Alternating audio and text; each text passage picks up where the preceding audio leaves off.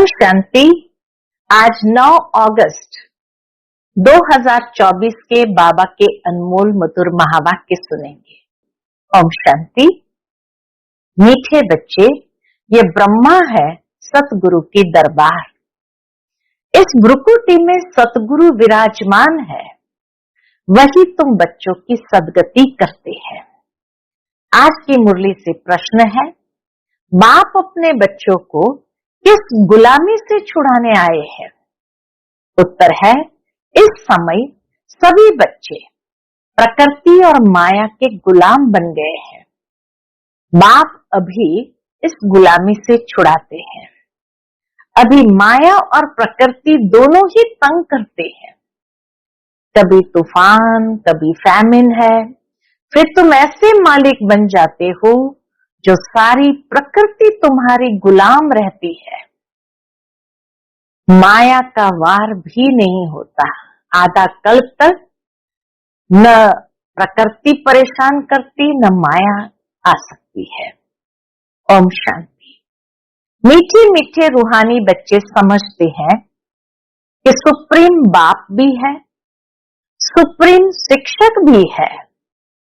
वह विश्व के आदि मध्यांत का राज समझाते हैं।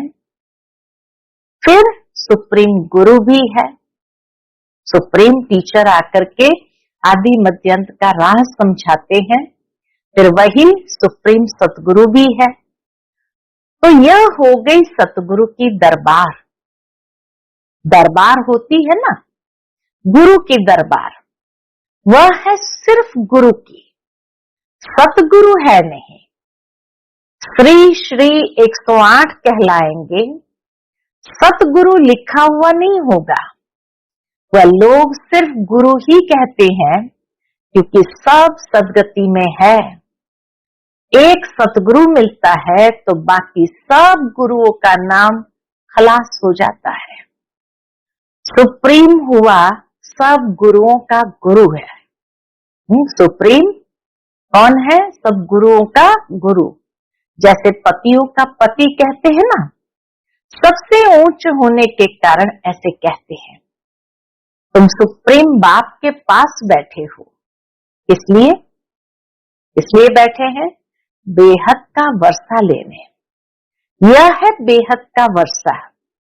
बाप भी है तो शिक्षक भी है, और ये वर्षा है नई दुनिया अमरलोक के लिए, वाइसलेस वर्ल्ड के लिए। वाइसलेस वर्ल्ड नई दुनिया को, विशेष वर्ल्ड पुरानी दुनिया को कहा जाता है। सतयुग को शिवालय भी कहा जाता है। सतयुग को शिवालय कहा जाता है। क्यों? क्योंकि शिव बाबा का स्थापन किया हुआ है। विशेष वर्ल्ड रावण की स्थापना है। अभी तुम बैठे हो सतगुरु की दरबार में। कहाँ बैठे हैं? सतगुरु की दरबार में। ये सिर्फ तुम बच्चे ही जानते हो। बाप ही शांति का सागर है। वह बाप जब आए तब तो शांति का वर्षा दे, रास्ता बताए। बाकी जंगल में शांति कहाँ से मिलेगी? बाकी जंगल में शांति कहाँ से मिलेगी? इसलिए हार का मिसाल देते हैं। शांति तो आत्मा के गले का हार है। फिर जब रावण राज्य होता है तब अशांति होती है। उनको तो कहा जाता है सुखधाम, शांतिधाम। वहां दुख की कोई बात नहीं। महिमा भी सदैव सतगुरु की ही करते हैं। गुरु की महिमा कभी सुनी नहीं होगी। गायन भी होता है, मेरे सतगुरु का दरबार। सतगुरु की ही महिमा होती है, गुरु की महिमा कभी होती नहीं। ज्ञान का सागर है। क्या क्या है सतगुरु की महिमा? वही ज्ञान का सागर है, वह एक ही बात है। ऐसे कभी गुरु की महिमा सुनी है? ज्ञान के सागर के रूप में उसकी महिमा नहीं सुनते हैं। नहीं, वह गुरु लोग जगत के पतित पावन हो सकते हैं, न उनको पतित पावन कहेंगे। वह तो एक ही निराकार बेहद के बड़े बाबा को कहा जाता है। तुम अभी संगम युग पर खड़े हो। एक तरफ है पतित पुरानी दुनिया, दूसरे तरफ है पावन नई दुनिया।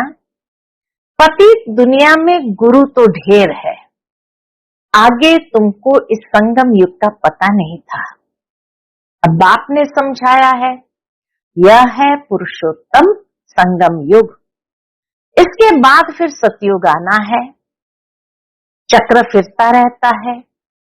ये बुद्धि में याद रहना चाहिए, चक्र बुद्धि में याद रहना चाहिए। हम सब भाई भाई हैं, तो बेहद के बाप से वर्षा जरूर मिलता है। ये कोई को भी पता नहीं है। कितने बड़े बड़े पोजीशन वाले मनुष्य है, परंतु जानते कुछ नहीं। कितना बाबा नशा चढ़ाता है, बड़े बड़े पोजीशन वाले नहीं जानते वो चीज बाबा ने हम सबको समझाई है। बाप कहते मैं तो तुम सबकी सदगति करता हूं, अभी तुम सेंसिबल बने हो, पहले तो कुछ भी पता नहीं था। इन देवताओं के आगे जाकर तुम कहते थे हम सेंसलेस है, हमारे में कोई गुण नहीं है, आप तरस करो। अब ये देवताओं के चित्र तरस करेंगे क्या? बाबा कहे ये देवताओं के चित्र तरस करेंगे क्या? ये जानते ही नहीं। रहम दिल कौन है? कहते भी है ओ गॉड फादर रहम करो। कोई भी दुख की बात आती है तो बाप को जरूर याद करते हैं। अभी तुम ऐसे नहीं कहेंगे, बाप तो विचित्र है। अभी हम ऐसे नहीं कहेंगे, क्या नहीं कहेंगे? ये ओ गॉड फादर रहम करो। बाप तो विचित्र है, वह सामने बैठे हैं, तब तो नमस्ते करते हैं। कितना निर्माण है, तब तो नमस्ते करते हैं। तुम सब हो चित्रधारी, मैं हूं विचित्र, मैं कभी चित्र धारण नहीं करता। मेरे चित्र का कोई नाम बताओ। बस शिव बाबा ही कहेंगे मैंने ये लोन लिया है। शिव बाबा कहते मैंने ये शरीर लोन लिया है, सो भी पुराने से पुरानी जुत्ती, उसमें ही मैं आकर प्रवेश करता हूं। इस शरीर की महिमा कहाँ करते हैं? यह तो पुराना शरीर है, एडॉप्ट किया है, तो महिमा करते हैं क्या?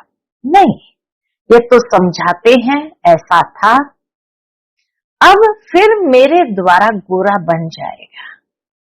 हाँ, ये पुरानी जुत्ती एकदम तमो प्रधान थी, अब फिर मेरे द्वारा गोरा बन जाएगा। अब बाप कहते हैं मैं जो सुनाता हूं उस पर जज करो। अगर मैं राइट हूं तो राइट को याद करो, उनका ही सुनो, अनराइटियस सुनो ही नहीं। उनको इविल कहा जाता है, अनराइटियस को इविल कहा जाता है। Talk no evil, see no evil, hear no evil. इन आंखों से जो कुछ देखते हो इनको भूल जाओ। अभी तो जाना है अपने घर, फिर वापस अपने सुखधाम में आएंगे। बाकी तो यह सब जैसे कि मरे पड़े हैं, टेम्पररी है। न यह पुराना शरीर होगा, न यह दुनिया होगी। हम पुरुषार्थ कर रहे हैं नई दुनिया के लिए। फिर वर्ल्ड की हिस्ट्री ज्योग्राफी रिपीट होती है। तुम अपना राज्य भाग्य ले रहे हो, जानते हो कल्प कल्प बाप आते हैं राज्य भाग्य देने। तुम भी कहते हो बाबा कल्प पहले भी मिले थे, वर्षा लिया था, नर से नारायण बने थे, बाकी सब एक जैसा मर्तबा तो पा नहीं सकते हैं, नंबरवार तो होते हैं। यह है स्पिरिचुअल यूनिवर्सिटी। स्पिरिचुअल फादर पढ़ाने वाला है, बच्चे भी पढ़ाते हैं।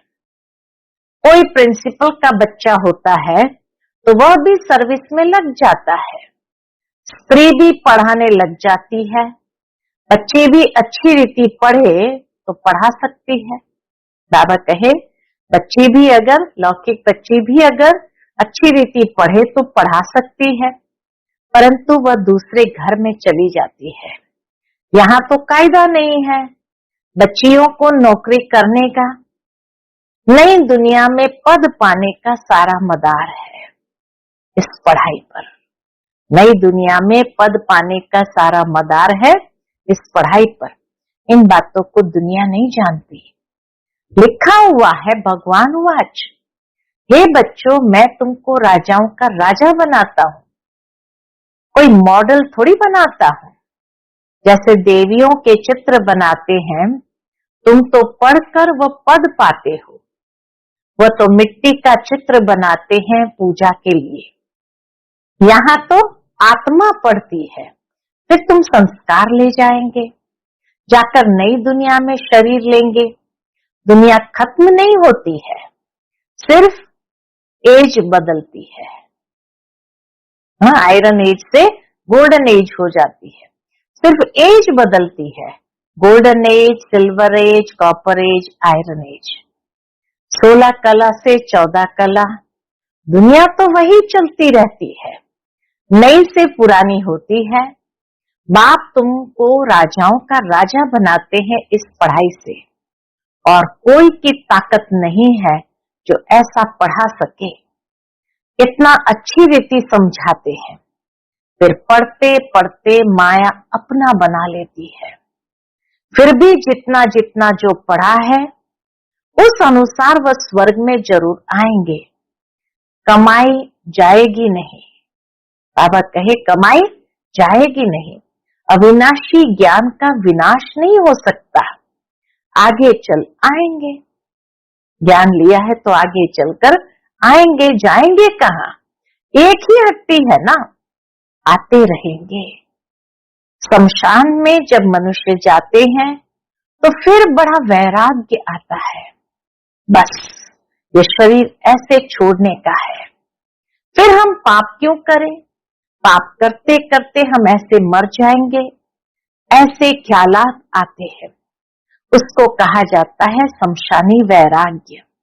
समझते भी है जाकर दूसरा शरीर लेंगे, परंतु ज्ञान तो नहीं है ना।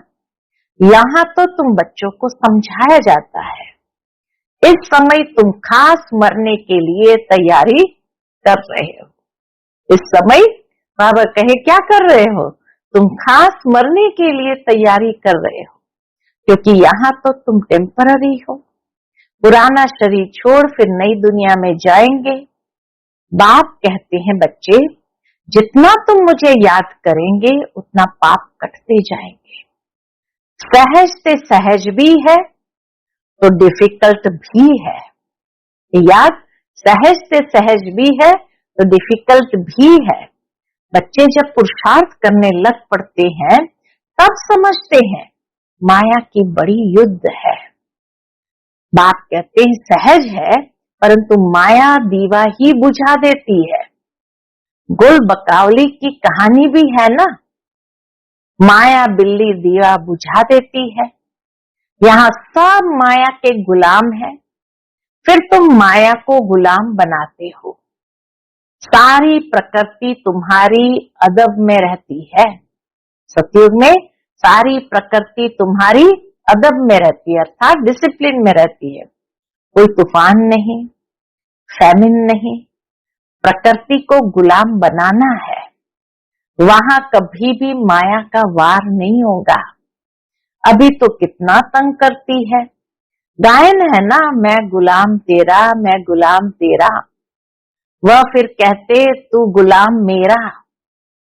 प्रकृति और माया द्वापर के बाद कहेगी तू गुलाम मेरा। बाप कहते हैं अब मैं तुमको गुलाम पना से छुड़ाने आया हूं।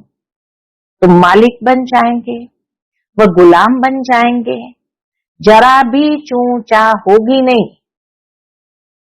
बाबा कहे सतयुग के अंदर प्रकृति की भी जरा भी चूचा होगी नहीं। यह भी ड्रामा में नोंद है। तुम कहते हो बाबा माया बड़ा तंग करती है, सो क्यों नहीं करेगी? बाबा कहे सो क्यों नहीं करेगी? इसको कहा ही जाता है युद्ध का मैदान। माया को गुलाम बनाने के लिए तुम कोशिश करते हो तो माया भी पछाड़ती है। कितना तंग करती है, कितने को हराती है, कईयों को एकदम खा जाती है। अब कर लेती है। पर स्वर्ग का मालिक बनते हैं, परंतु माया तो खाती रहती है। उनके जैसे पेट में पड़े हैं, सिर्फ पूंछड़ी निकली है, बाकी सारा उनके अंदर है। जिसको दुबन यानी दलदल कहते हैं। कितने बच्चे दुबन में पड़े हुए हैं, फंसे हैं, जरा भी याद नहीं कर सकते हैं। जैसे कछुए का भ्रमरी का मिसाल है, ऐसे तुम भी कीड़ों को भू भू कर क्या से क्या बना सकते हो। एकदम स्वर्ग का परिजादा। सन्यासी भल भ्रमरी का मिसाल देते हैं, परंतु वह कोई भू भू कर बदलते थोड़ी है, बदली होते हैं संगम पर। अभी यह है संगम युग। तुम शूद्र से ब्राह्मण बने हो, तो जो विकारी मनुष्य है उन्हों को तुम ले आते हो। कीड़े में भी कोई भ्रमरी बन जाते हैं, कोई सड़ जाते हैं, तो कोई फिर अधूरे रह जाते हैं। बाबा ने ये बहुत देखे हैं। यहाँ भी कोई अच्छी रीति पढ़ते हैं, ज्ञान के पंख जम जाते हैं, कोई को आधा में ही माया पकड़ लेती है, तो कच्चे ही रह जाते हैं। तो यह मिसाल भी अभी के है। वंडर है ना, भ्रमरी कीड़े को ले आकर आप समान बनाए। ये एक ही है जो आप समान बनाते हैं। दूसरा सर्प का मिसाल देते हैं। सन्यासी लोग एक तो भ्रमरी का मिसाल देते, दूसरा सर्प का मिसाल देते हैं। सतयुग में बस एक खाल छोड़ दूसरा ले लेते हैं, झट साक्षात्कार होता है। अब शरीर छोड़ने वाले हैं, आत्मा निकल दूसरे गर्भ महल में बैठती है। यह भी एक मिसाल देते हैं, गर्भ महल में बैठा था, उनको बाहर निकलने दिल नहीं होती थी। गर्भ महल से बाहर निकलने दिल नहीं होती थी, फिर भी बाहर आना तो है ही जरूर। अभी तुम बच्चे हो संगम युग पर, ज्ञान से ऐसे पुरुषोत्तम बनते हो, भक्ति तो जन्म जन्मांतर की। तो जिन्होंने जास्ती भक्ति की है, वही आकर नंबरवार पुरुषार्थ अनुसार पद पाएंगे। अभी तुम्हारी बुद्धि में सारा ज्ञान है, बाकी शास्त्रों का ज्ञान कोई ज्ञान नहीं है, वह तो है भक्ति। उनसे कोई सदगति नहीं होती। कथाएं हैं, सदगति माना वापस घर जाना। घर में कोई जाता नहीं। बाप खुद कहते हैं, मेरे साथ कोई मिलता नहीं। पढ़ाने वाला, साथ ले जाने वाला भी चाहिए ना। बाप को कितना ख्याल रहता है। 5000 वर्ष में बाप एक ही बार आकर पढ़ाते हैं। तुम घड़ी घड़ी भूल जाते हो कि हम आत्मा है। ये एकदम पक्का कर लो, हम आत्माओं को बाप पढ़ाने आए हैं। इसको कहा जाता है स्पिरिचुअल नॉलेज। इसको कहा जाता है स्पिरिचुअल नॉलेज। सुप्रीम रूह, हम रूहों को नॉलेज देते हैं। संस्कार भी आत्मा में रहते हैं। शरीर तो खत्म हो जाता है, आत्मा अविनाशी है। तो यह ब्रह्मा की भ्रुकुटी है। क्या बताया आरंभ में बाबा ने कि ब्रह्मा की भ्रुकुटी है सतगुरु का दरबार। ये इस आत्मा का भी दरबार है। इसीलिए लौकिक में ब्रह्मा बाबा अपनी दरबार लगाते थे। हे आत्मन, अपने मन मंत्री से पूछो तो सही कि आज उसके सारे कर्मचारी यानी कर्मेंद्रियां ठीक कार्य करती रही। तो इसी तरह ब्रह्मा बाबा अपना दरबार लगाते थे। तो इसीलिए बाबा कहे ये सतगुरु का दरबार भी है, तो ये इस आत्मा का भी दरबार है। फिर सतगुरु ने भी आकर इनमें प्रवेश किया है। इसको रथ भी कहते हैं, दरबार भी कहते हैं। तुम बच्चे स्वर्ग के गेट खोल रहे हो श्रीमत पर। जितना अच्छी रीति पढ़ेंगे उतना सतयुग में ऊंच पद पाएंगे। तो पढ़ना चाहिए। टीचर के बच्चे तो बहुत होशियार होते हैं, परंतु कहते हैं ना, घर की गंगा का रिगाड़ नहीं। बाबा का देखा हुआ है। क्या देखा हुआ है? सारे शहर का किचड़ा गंगा में पड़ता है, फिर उनको पतित पावनी कहेंगे? मनुष्य की बुद्धि देखो कैसी हो गई है। बाबा को वंडर लगता है, सारे शहर का कचरा उसमें पड़ता है और फिर क्या उसको कहेंगे ये पतित पावनी है? तो मनुष्य की बुद्धि देखो कैसी हो गई है। देवियों को सजाकर पूजा आदि कर फिर डुबो देते हैं। कई तो उस पर पांव रखकर भी डुबोते हैं। बंगाल में पहले रिवाज था, किसी का प्राण निकलने पर होता था तो उनको झट गंगा पर ले जाते थे। वहां पानी में डाल हरि बोल कर मुख में पानी डालते रहते थे, ऐसे प्राण निकाल देते थे। वंडर है ना। अभी तुम बच्चों की बुद्धि में चढ़ाई उतराई का पूरा ज्ञान है, नंबरवार पुरुषार्थ अनुसार। बाबा कहे चढ़ाई और उतराई का पूरा ज्ञान है, लेकिन नंबरवार पुरुषार्थ अनुसार। अच्छा, मीठे मीठे सिकिल दे बच्चों प्रति माता पिता बाप दादा का याद प्यार और गुड मॉर्निंग। रूहानी बाप की रूहानी बच्चों को नमस्ते। हम सभी रूहानी बच्चों की रूहानी माता पिता बाप दादा को याद प्यार, गुड मॉर्निंग और नमस्ते नमस्ते। शुक्रिया बाबा, शुक्रिया। आज की मुरली से धारणा के लिए मुख्य सार है। पहली पॉइंट, बाप जो सुनाते हैं वही सुनना है और जज करना है कि राइट क्या है। राइट को ही याद करना है, अनराइटियस बात को न सुनना है, न बोलना है, न देखना है। Hear no evil, see no evil, talk no evil. दूसरी पॉइंट, पढ़ाई अच्छी रीति पढ़कर अपने को राजाओं का राजा बनाना है। इस पुराने शरीर और पुरानी दुनिया में अपने को टेम्पररी समझना है। आज का बाप दादा का मधुर वरदान हम बच्चों के प्रति है, एकाग्रता की शक्ति से परवश स्थिति को परिवर्तन करने वाले अधिकारी आत्मा भव। एकाग्रता की शक्ति से परवश स्थिति को परिवर्तन करने वाले अधिकारी आत्मा भव। ब्राह्मण अर्थात अधिकारी आत्मा कभी किसी के परवश नहीं हो सकती, अपने कमजोर स्वभाव संस्कार के वश भी नहीं, क्योंकि स्वभाव अर्थात स्व प्रति और सर्व के प्रति आत्मिक भाव है, तो कमजोर स्वभाव के वश नहीं हो सकते और अनादि आदि संस्कारों की स्मृति से कमजोर संस्कार भी सहज परिवर्तन हो जाते हैं।